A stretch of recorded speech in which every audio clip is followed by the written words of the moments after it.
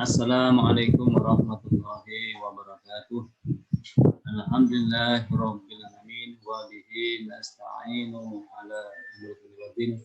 Wassalatu wassalamu ala sayyidil mursalin sayyidina wa maulana Muhammadin wa ala alihi wa sahbihi ajmain, amma ba'du. Siswa sekalian yang berbahagia, marilah pada pagi ini kita bersama-sama memanjatkan puji atau pujian syukur kita kepada Allah SWT, bahwasanya di pagi ini kita semua mendapatkan limpahan rahmat, taufik, hidayah, inayah dan iman kepada kita yang berupa iman, Islam, juga kesehatan, sehingga sampai saat ini kita dapat hadir, dapat bermuajah dalam acara MPLS, yaitu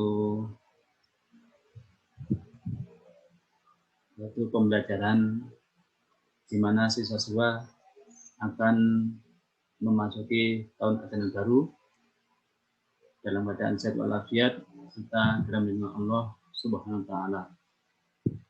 Sebelum menginjak pada materi, perkenalkan, nama saya Ustaz Arifin yang mengabdi di SMK Bakti ini sebagai guru agama.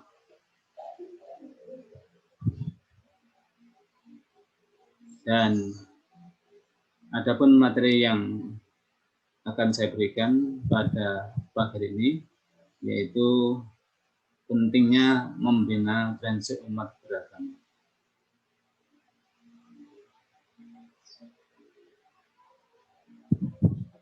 Sebelum kita membahas pentingnya membina prinsip umat beragama,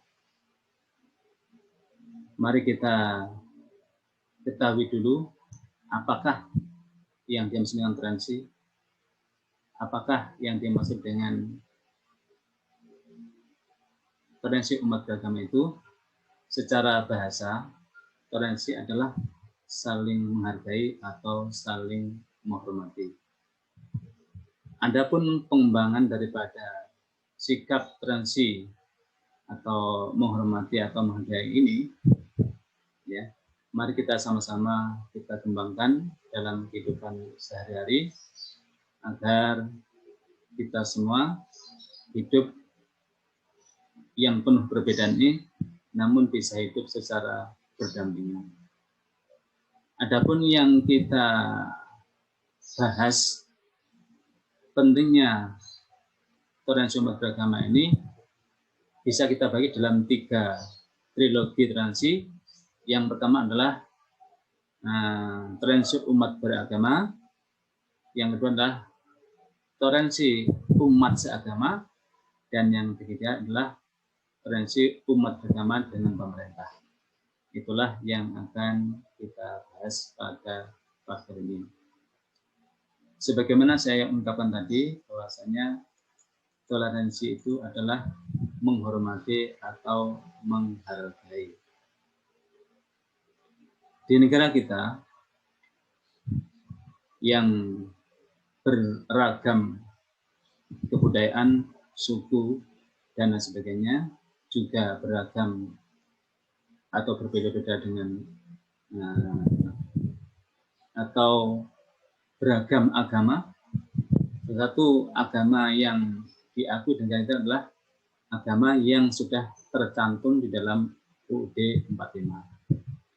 Adapun agama-agama yang diakui di negara kita ini, yang pertama adalah Islam, kedua Kristen Katolik, yang ketiga adalah Kristen Protestan, yang keempat adalah Hindu, yang kelima Buddha, dan yang terakhir adalah Konghucu. Itulah 5 agama yang diakui di negara kita. Nah, untuk mengamalkan ya masing-masing agama ini telah dijamin oleh negara kita, yaitu yang terdapat di dalam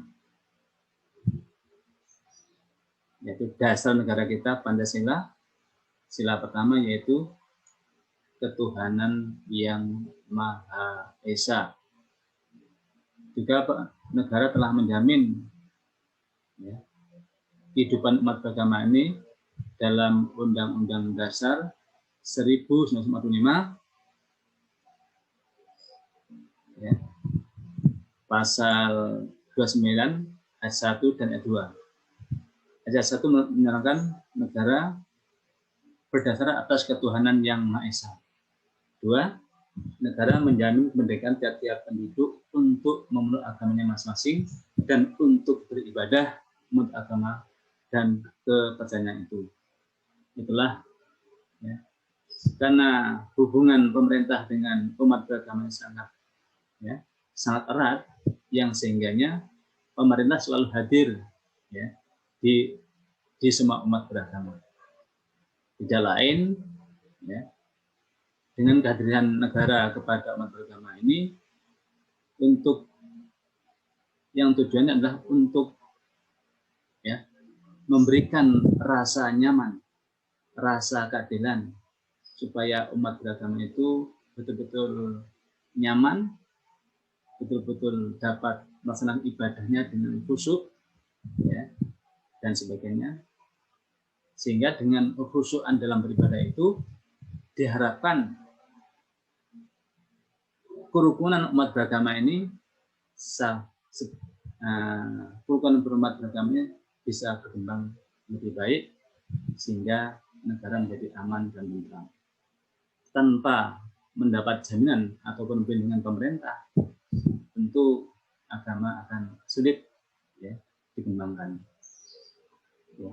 Umat Islam yang mayoritas di negara kita ya, dijamin oleh negara untuk mengembangkan kehidupan agamanya supaya semua penduduk yang memeluknya bisa tenang, tentram beribadah sehingga bisa menjamin ya bisa tentram, damai, bisa hidup berdampingan dengan agama-agama non-muslim. Demikian pula negara juga menjamin kehidupan umat beragama non-muslim atau yang minoritas ya, supaya dapat beribadah dengan sebaik-baiknya, mengembangkan kehidupan umat beragamanya melalui pendidikan, melalui dakwah, melalui ya, sosial dan sebagainya, ya, sehingga masing-masing kehidupan beragama itu akan membentuk ya, kehidupan yang harmonis, kehidupan yang tentram, kehidupan yang mendapat ridho Allah Subhanahu wa Ta'ala, juga mendapat ridho Tuhan yang Maha Esa.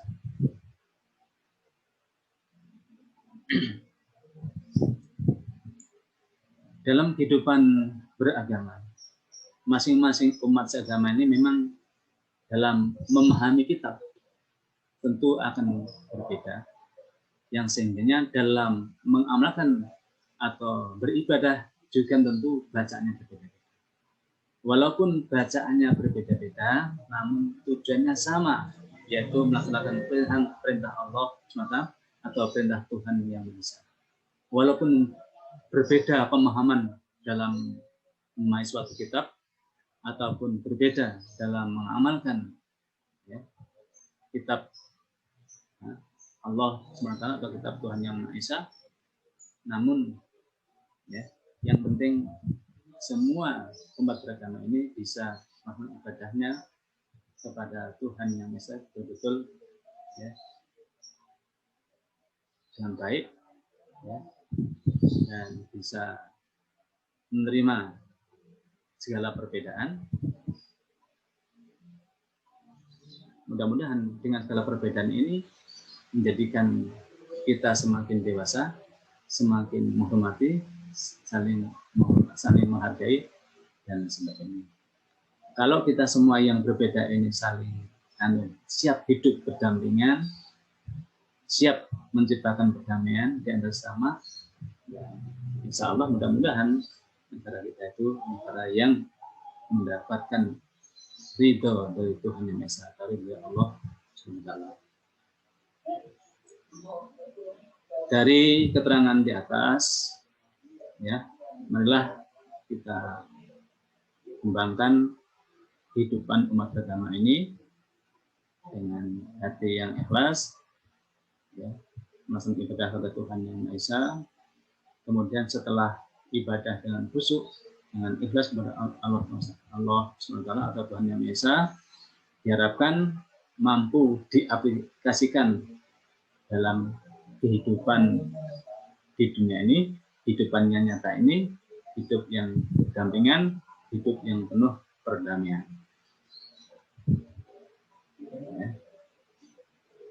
Kemudian mari secara teori bahwasanya toleransi itu ada 3. Yang pertama adalah toleransi umat beragama, yang kedua adalah toleransi umat seagama, yang ketiga adalah toleransi umat beragama dengan pemerintah. Mari ketiga-tiganya itu kita amalkan, kita berusaha sebaik mungkin supaya agama itu betul-betul menyatu dalam kolbu kita, dalam hati kita, sehingga tidak ada pertentangan, tidak ada cacian, makian, ataupun permusuhan. Percayalah, kalau kita semua mampu mengamalkan agama dengan sebaik-baiknya, dengan penuh yakin dan mengamalkannya, insya Allah atau mudah-mudahan akan berdampak positif bagi kelangsungan kehidupan umat beragama, sehingga negara kita itu negara yang mendapatkan ridho Tuhan, ridho Allah SWT, dan negara yang adil dan makmur berdasarkan Pancasila, Undang-Undang Dasar 45, Bhinneka Tunggal Ika, NKRI, harga mati. Itulah yang dapat kami sampaikan. Mohon maaf. Kami akhiri.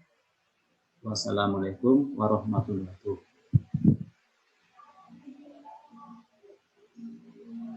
Mohon maaf, kami ralat setelah kalian menyimak materi di atas, mohon untuk menjawab pertanyaan-pertanyaan di bawah ini di kolom komentar di YouTube SMK Bakti. Terima kasih.